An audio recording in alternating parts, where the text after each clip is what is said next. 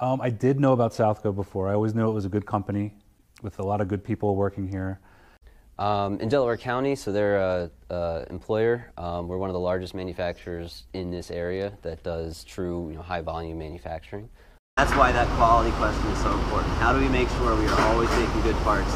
Because when they fail, somebody can get hurt. So what we have to do is basically test our machines every day and make sure that they are working properly. That they'll stop when they detect the failure.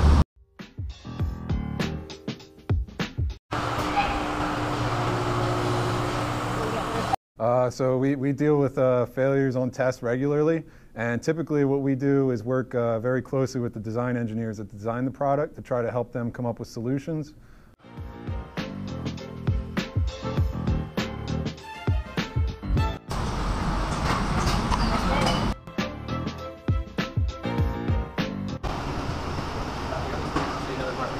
So, environment, which is safety, delivery, are we getting the parts to our customers on time?